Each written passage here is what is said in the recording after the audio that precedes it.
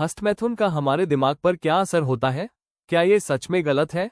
क्या इससे नुकसान होता है?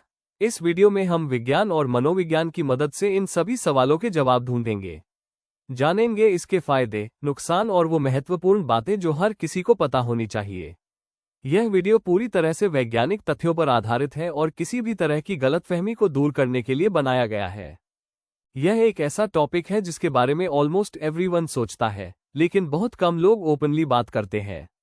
इसके चारों तरफ मिथ्स, शेम और कंफ्यूजन का एक घना कोहरा है। आज हम उसी कोहरे को साइंस और साइकोलॉजी की रोशनी से हटाने की कोशिश करेंगे।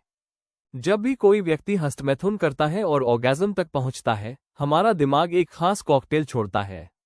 इसमें पहला है एंडोर्फिन, जो नेचुरल पेन किलर और हैप्पीनेस का फीलिंग देता है। दूसरा है ऑक्सीटोसिन, जिसे कडल हार्मोन भी कहते हैं। ये तनाव कम करके रिलैक्सेशन और बॉन्डिंग की फीलिंग बढ़ाता है। और तीसरा है डोपामाइन। ये रिवॉर्ड केमिकल है जो हमें प्लेजर और सेटिस्फैक्शन का एहसास दिलाता है। ये तीनों मिलकर तनाव के हार्मोन कोर्टिसोल को कम कर देते हैं। इस केमिकल रिएक्शन के डायरेक्ट बेनिफिट्स होते हैं। पहला और सबसे बड़ा बेनिफिट तनाव में कमी और डीप रिलैक्सेशन। दूसरा, इस रिलैक्सेशन का सीधा इफेक्ट नींद की क्वालिटी में सुधार। तीसरा, ये केमिकल्स नेचुरल मूड बूस्टर का काम करते हैं, जिससे एंजाइटी और माइल्ड डिप्रेशन के फीलिंग्स टेम्पररीली कम हो सकते हैं। और चौथा, शायद सबसे इंपॉर्टेंट बेनिफिट खुद के शरीर को समझना, बॉडी इमेज इंप्रूव होना और अपनी सेक्सुअलिटी को लेकर कॉन्फिडेंस बढ़ना। ये सेल्फ केयर का एक फॉर्म है। लेकिन हर सिक्के के दो पहलू होते हैं। अब तक हमने जो कुछ भी जाना वो तब अप्लाई होता है जब यह एक हेल्दी हैबिट हो।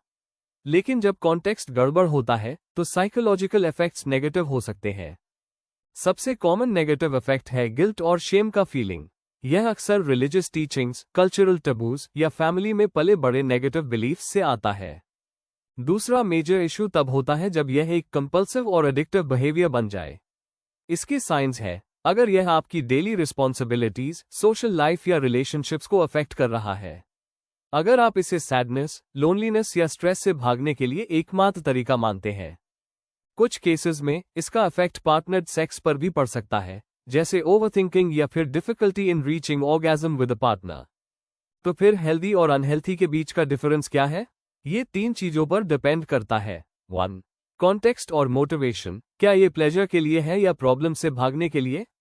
2. पर्सनल बिलीफ्स, आप इसे पॉजिटिव देखते हैं या नेगेटिव? 3. इम्पैक्ट ऑन लाइफ, क्या ये लाइफ को बेहतर बना रहा है या बर्बाद कर रहा है? अगर आपको लगता है कि यह बिहेवियर आपके कंट्रोल से बाहर है, अगर इससे लिंक्ड गिल्ट आपकी डेली लाइफ को अफेक्ट कर रही है, या आप इसे एक अनहेल्थी कोपिंग मैकेनिज्म की तरह यूज कर रहे हैं, तो एक मेंटल हेल्थ प्रोफेशनल या सेक्स थेरेपिस्ट से बात करना एक बहुत ही ब्रेव और स्मार्ट स्टेप हो सकता है। वे आपको अंडरलाइंग इश्यूज को समझने और एक हेल्दी रिलेशनशिप बनाने में हेल्प कर सकते हैं। तो सारांश ये है, ज्यादातर लोगों के लिए हस्तमैथुन एक नॉर्मल, नेचुरल और हेल्दी एक्टिविटी है जिसके साइकोलॉजिकल बेनिफिट्स बहुत है। नेगेटिव इफेक्ट्स यूजुअली एक्ट से नहीं, बल्कि उसके साथ जुड़े शेम, गिल्ट या कंपल्सिव पैटर्न से आते हैं। सबसे जरूरी बात यह है कि आप खुद के साथ एक काइंड और इन्फॉर्म्ड रिलेशनशिप बनाएं। अगर आपको ये जानकारी हेल्पफुल लगी हो तो वीडियो को लाइक करें, चैनल को सब्सक्राइब करें और बेल आइकॉन दबाना न भूलें। कमेंट्स में अपने थॉट्स जरूर शेयर करें। धन्यवाद।